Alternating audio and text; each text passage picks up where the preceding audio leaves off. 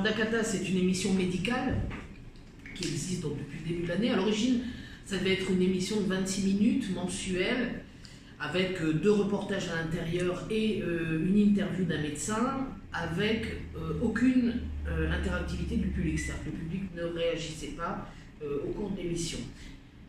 Il y a eu le Covid-19 qui est arrivé sur ces entrefaites, donc forcément la première émission, comme la deuxième d'ailleurs, ça a été de parler de cette pathologie. On est bien dans le registre médical, on ne parle pas d'autre chose que de la santé.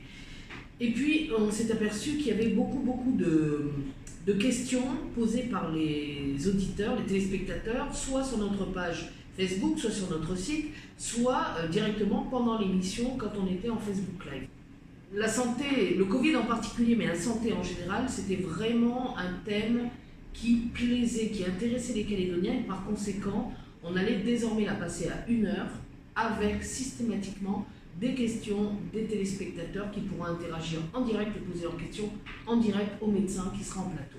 En Calédonie, on a en plus des pathologies, on a des particularités. On sait par exemple qu'il y a énormément de diabète, on sait qu'il y a énormément de maladies cardiovasculaires, qu'il y a des cancers.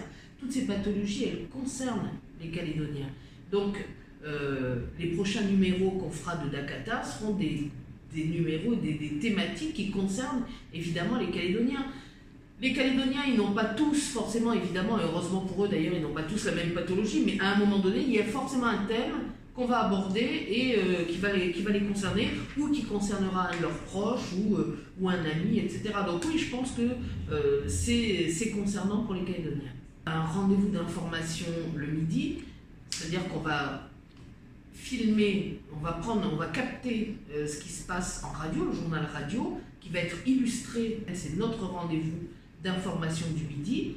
Et puis il y a également, donc ça c'est quotidien, c'est du lundi au dimanche, et ce qu'a révélé la crise du Covid ici, en dehors de l'aspect sanitaire dont on a parlé, c'est aussi l'aspect économique et les difficultés économiques auxquelles sont soumis les entrepreneurs, les sociétés, les magasins du territoire, avec leurs difficultés qui s'annoncent importantes pour les mois à venir. Et donc l'émission économique éclairage, qui était elle aussi à l'origine prévue sur 26 minutes, va elle aussi passer à 1 heure de temps, avec également des questions des téléspectateurs qui pourront réagir là donc dans un domaine purement économique. Donc ça, on va dire que ce sont vraiment les 3 gros marqueurs, les 3 gros moments de la télé dans les jours et les mois à venir. Et puis, il y a une chose aussi, c'est qu'on lance le jeu Ostaboîte.